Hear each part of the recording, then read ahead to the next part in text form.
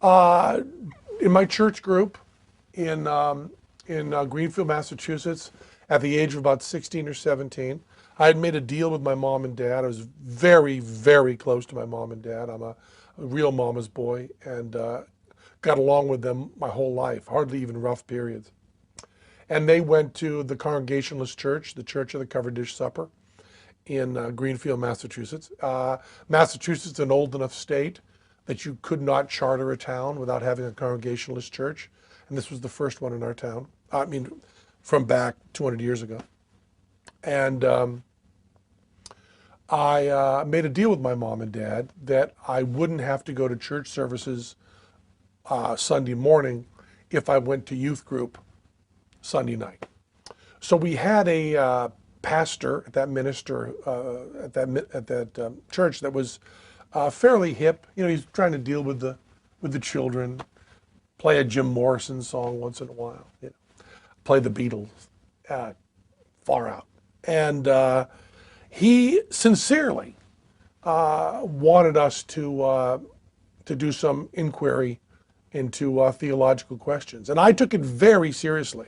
I may have been the only one in the youth group that did take it seriously.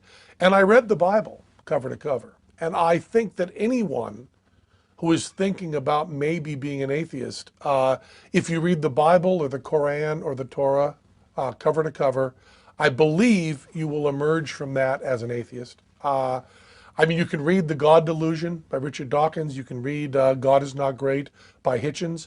But the Bible itself will turn you atheist faster than anything. I think because what we get told about the Bible is a lot of picking and choosing. When you see, Lot's daughter gang raped and beaten, and the Lord being okay with that, when you actually read about Abraham being willing to kill his son, when you actually read that, when you read the insanity of the talking snake, when you read the hostility towards homosexuals, towards women, the celebration of slavery, when you read in context that thou shalt not kill means only in your own tribe. I mean, there's no hint that it means humanity in general, that there's no sense of a shared humanity. It's all tribal. When you see a God that is jealous and insecure, when you see that there's contradictions that show that it was clearly written hundreds of years after the supposed fact and full of contradictions, I think that anybody, it's like reading the Constitution of the United States of America. It's in English. You don't need someone to hold your hand. Just pick it up and read it.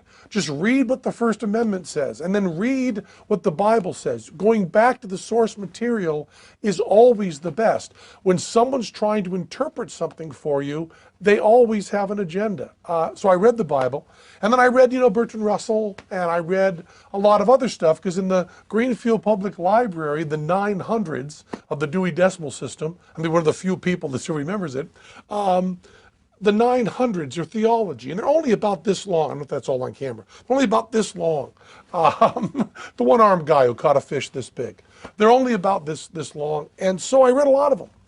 And I started going into class, and to his credit, the pastor, who was a wonderful man, would let me talk to him about this stuff. And finally, after, I don't know, it's so long ago, but after months of this platonic questioning every night at youth group, the minister called my mom and dad and said, I think maybe Penn should stop coming to youth group. He's no longer learning about the Bible from me. He is now converting everyone in the class to atheism.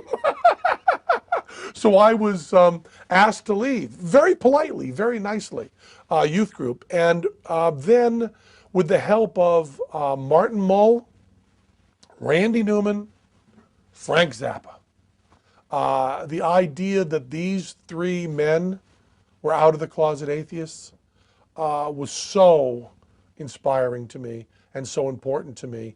And reading interviews with somebody. And I remember being somebody in a religious, and I'm not a religious community like whack jobs, but you know, in a community where most everyone was Christian, having those people in interviews say the simple sentence, "There is no God," meant the world to me and gave me joy and gave me passion and gave me love and gave me confidence. And I think the first time I was interviewed, as presumptuous as this seems, and please forgive me, I remembered Frank Zappa's interviews, and I wanted to give a chance for someone else reading that to not feel they were alone. Now that's less important now. I mean, the population of atheists in this country is going through the roof. I mean, I'm now on the side that's winning. You know, it's over 20% by some polls. And I believe if you counted atheism as a religion, it's the fastest growing religion in the history of the United States of America. So now I'm on the team that's winning, which is an uncomfortable position for me. But back, you know, 30 years ago, 40 years ago, it still felt like it meant something. You know, we're several years behind gay rights, but we're following a much faster path at acceptance.